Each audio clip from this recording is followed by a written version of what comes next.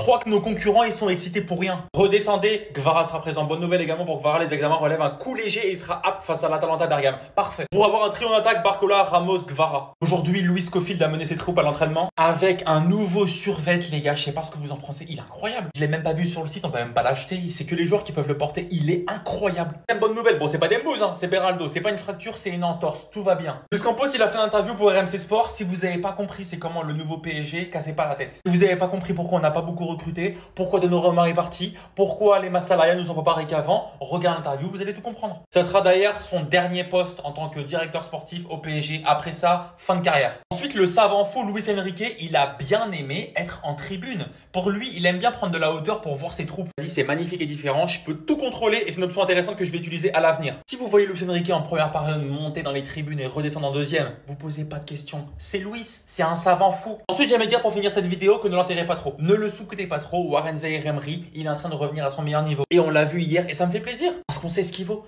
On sait ce qu'il a fait face au Bayern Munich en 2023 quand il avait 14 ans et demi. Toujours confiance en toi, tout le monde a confiance en toi. D'ailleurs, en parlant de back-to-back, Luis Campos il a déclaré lui-même on va tout faire pour remporter encore la Ligue des Champions. Vous verrez, vous verrez. Regardez-moi ça. La seule étoile, c'est nous. Vous méritez pas l'étoile. Regardez-moi ces maillots de merde là. Regardez. Elle est où l'étoile? Toujours pas l'étoile les Parisiens.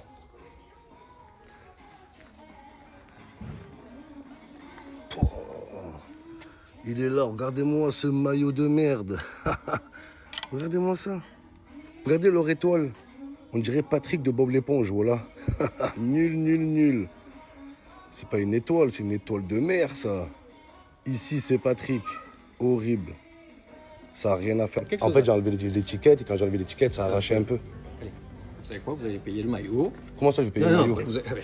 Rien à foutre. Allez. Comment ça, rien à foutre? Non, vous croyez que je vais payer un maillot du PSG? Mais heureusement que vous avez payé le maillot. Non, monsieur, c'est soit ça, soit j'appelle la police. Bien vu ou quoi? C'est soit ça, soit j'appelle la police. Bah, appelez la police, en fait. Non, Je préfère aller en prison que payer ce maillot de merde, en fait. Bonjour, espèce. De toute façon, monsieur, je vous dis, moi, je peux pas. Monsieur, c'est comme ça. Je veux bien que ce soit le PSG, mais non, désolé. Allez. Faut payer. Combien il coûte? 119 €, s'il vous plaît. Bonne nouvelle, Gvara sera disponible mercredi contre l'Atalanta. Sa blessure, c'était pas trop grave, c'était juste un coup. Il y a aussi Canguilhi aussi, ça n'a pas l'air trop grave. Lui aussi, il va être disponible normalement. Mais les gars, il y a un dilemme. Et le dilemme, c'est Barcola et Kvaratskhelia. Qui va jouer à gauche? Parce que Kvaratskhelia, à droite, je sais pas si j'abuse, mais les gars, il est catastrophique pour moi. Il n'a pas fait un bon match à droite. Alors que Barcola, il est bon des deux côtés. Mais là où il a été le meilleur, c'est à gauche. Et on sait que Barcola à gauche, c'est monstrueux. On l'a encore vu ce week-end. Logiquement, je pense que Barcola va jouer à droite. Parce que Barcola, il est quand même assez bon à droite comparé à Kvaratskhelia. Mais vous attendez pas à voir le Barcola qu'on a vu ce week-end. Pour moi, le Barcola à gauche et le Barcola à droite, c'est pas la même chose. C'est pareil pour Kvaratskhelia, mais Kvaratskhelia, c'est vraiment catastrophique à droite. Je sais pas si j'abuse, dites-le moi en commentaire. Mais Kvaratskhelia à droite, je sais pas le souvenir d'un bon match. Le truc aussi avec Kvaratskhelia, c'est que j'ai l'impression que sa saison, il n'a pas encore commencé. Il n'a pas encore lancé sa saison. Comparé à Barcola, qui a lancé sa saison contre Toulouse, l'équipe de France, Lens hier.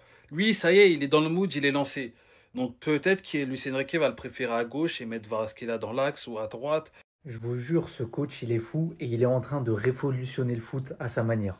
Parce que pendant la première période, il était en tribune et il a dit « c'est magnifique et différent, je peux tout contrôler et c'est une option intéressante que je vais utiliser à l'avenir. Tu peux faire la causerie à la pause avec beaucoup d'informations. » Donc là, il vient de dire en détente « je vais certainement refaire ça, aller en tribune tout en haut pour faire mon coaching, pour avoir une vision différente que quand je suis sur le banc de touche. » Les gars, c'est la folie.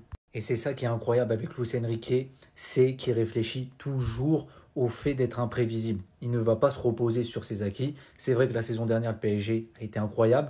Maintenant, on sait que la tactique du PSG, maintenant, elle peut être anticipée par les équipes. On l'a notamment vu contre Chelsea. Et comme Fabrice Hawkins l'a dit dans son livre, Luis Enrique prévoit potentiellement de cette saison installer une défense à 3 pour solidifier la défense, même si je trouve qu'on est déjà devenu très solide. C'est pas pour rien qu'on a fait 3 clean sheets en 4 matchs, ce qui n'était pas arrivé depuis très longtemps. Et il veut aussi permettre à Nuno Mendes et Hakimi de plus jouer sur leur qualité de piston. Parce qu'à la base, ces deux mecs-là sont des pistons. Et ça permettrait aussi d'avoir plus de danger offensivement avec Nuno Mendes et Hakimi qui seraient les deux libérés. Tout en ayant une grosse assise défensive. Voilà, on partirait potentiellement sur une défense à 3 Pacho, Marquinhos, Zabarni. Franchement, c'est très solide, ça fait peur. Et tu rajoutes à ça Mendes, Hakimi. Franchement, si par moment il arrive à faire ça, c'est vraiment une folie. Il y a de quoi faire une tactique très très méchante, je pense. Maintenant, ça voudrait aussi dire qu'il y aura peut-être un milieu de terrain ou peut-être un attaquant qui serait sacrifié. Maintenant, c'est son problème, pas le nôtre. En tout cas, on a vraiment de la chance d'avoir ce coach-là chez nous parce qu'il est stratosphérique et il est beaucoup trop sous-coté. Luis Enrique est en train de réinventer le football à sa manière. Il y a un monde où la saison, elle se joue déjà sur cette 5e journée avec ces deux chocs. Le classique OM-PSG. Paris est premier, l'OM est 7e. Si Paris gagne, ils prennent 9 points d'avance sur l'OM. Par contre, l'OM joue chez eux et s'ils gagnent, ils reviennent seulement à 3 points potentiellement du PSG. Quand je vous dis que c'est déjà chaud, soit le PSG prend le large, soit l'OM rattrape son retard. Et l'autre match, c'est le Derby du Nord, qui n'en est plus un depuis des années. Non, faut dire les termes. Le LOSC, on est 2e et Lens est 9e. Si Lens gagne, ils reviennent seulement à 1 point. Mais si on gagne, on prend 7 points d'avance sur eux. Les gars, c'est pas rien. Quand je vous dis que ça se joue là, en fait. Et imaginez, il y a un monde où l'OM bat le PSG et Lille tape Lens. Les gars, potentiellement, on est premier. Non, je dis ça, je dis rien aussi. Parce que il y a aussi ce duel à distance. Ce qui est sûr, c'est qu'il y a des clubs qui vont y laisser des plumes. En plus, j'ai vu que l'OM, ils perdent Aguerd, à Skip, c'était leur top défenseur, là. Les gars, j'ai hâte, les gars, j'ai hâte! Bonne nouvelle, Kvara sera disponible mercredi contre l'Atalanta. Sa blessure, c'était pas trop grave, c'était juste un coup. Il y a aussi Canguilhi aussi, ça n'a pas l'air trop grave. Lui aussi va être disponible normalement. Mais les gars, il y a un dilemme. Et le dilemme, c'est Barcola et Kvaratskhelia. Qui va jouer à gauche? Parce que Kvaratskhelia, à droite, je sais pas si j'abuse, mais les gars, il est catastrophique pour moi. Il n'a pas fait un bon match à droite. Alors que Barcola, il est bon des deux côtés. Mais là où il a été le meilleur, c'est à gauche. Et on sait que Barcola à gauche, c'est monstrueux. On l'a encore vu ce week-end. Logiquement, je pense que Barcola va jouer à droite. Parce que Barcola, il est quand même assez bon à droite comparé à Kvaratskhelia. Mais vous attendez pas à voir le Barcola qu'on a vu ce week-end. Pour moi, le Barcola à gauche et le Barcola à droite, c'est pas la même chose. Et c'est pareil pour Kvaratskhelia, mais Kvaratskhelia, c'est vraiment catastrophique à droite. Je sais pas si j'abuse, dites-le moi en commentaire. Mais Kvaratskhelia à droite, je sais pas le souvenir d'un bon match. Le truc aussi avec Kvaratskhelia, c'est que j'ai l'impression que sa saison, elle n'a pas encore commencé. Il n'a pas encore lancé sa saison. Comparé à Barcola, qui a lancé sa saison contre Toulouse, l'équipe de France, Lens hier. Lui, ça y est, il est dans le mood, il est lancé. Donc peut-être que Luis Enrique va le préférer à gauche et mettre Kvaratskhelia dans l'axe ou à droite. Officiel, le FC Barcelone prendra 3 points le 1er octobre face au Paris Saint-Germain. On joue dans notre stade, les gars. C'est fini d'avance. Honnêtement, je pensais encore qu'ils allaient repousser la date jusqu'en 2026. Mais ça y est, c'est officiel. Barcelone-PSG se jouera au Camp Nou.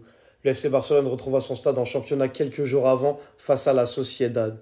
Si ça, c'est pas une bonne nouvelle, les gars. Bien sûr que j'ai abusé en disant qu'on prendrait 3 points officiellement. Ça va pas être un match facile, mais dans ce stade, oui, là, il est en travaux, mais on va vous accueillir, les Parisiens. Vous allez venir, vous allez subir la pression. Désiré Doué, si tu reviens, tu vas voir c'est quoi la pression d'un stade, mon gars. Tu vas voir c'est quoi. Vous vous rendez compte que ce mec-là n'a encore jamais joué au Camp Nou, sachant que lui, le stade qui le pousse, ça le booste. À Montjuïc, il envoie des calmas comme ça. À Montjuïc, imaginez juste au Camp Nou le niveau qu'il va avoir. Parce que Lamine Yamal, dans un stade plein, qui crie son nom, 80 000, 100 000 personnes, qui crient son nom. Ah, vous êtes même pas prêts. Tout le monde qui crie le nom de Lamine Yamal, tout le Camp Nou, mais vous êtes même pas prêts. Bref, les Parisiens, vous avez voulu vous la racler. Mais c'est quoi ce club? On sait même pas où on va jouer le match contre eux et tout. On comprend pas, votre stade, il est ouvert ou il est pas ouvert? Il est ouvert. Il est ouvert et on va vous accueillir. Comme il se doit. Venez maintenant. On a des contentieux à régler le 1er octobre et ce sera dans notre stade. Donc on va voir ce qui va se passer. Lamine Yamal va tout simplement vous matraquer. Et si c'est pas le cas, j'accepterai le pressing parce que j'ai trop parlé encore une fois. Mais moi je suis confiant. Venez seulement au Camp Nou les Parisiens. Venez seulement.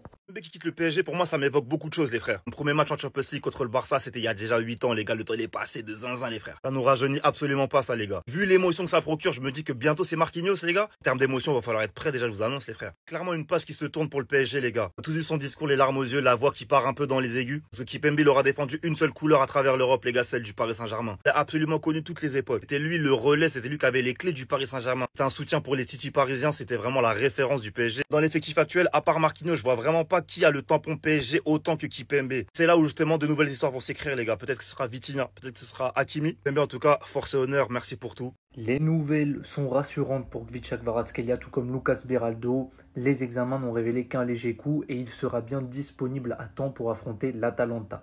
Ça, c'est une très bonne chose, les frérots. C'était ce que je vous avais dit hier. Kvara, ça semblait juste être un coup.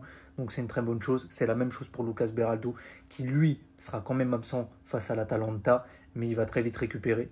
Maintenant, on va attendre les examens aussi pour Canguigny. Les nouvelles, on n'en a pas encore eu. Mais voilà, c'est une bonne chose, même si on sait qu'on a un Bradley Barcola en feu, qu'on a un effectif de qualité avec pas mal de profondeur. Se passer d'un joueur comme Kvara quand t'as déjà pas Dembélé et Doué, ça aurait fait un petit peu mal.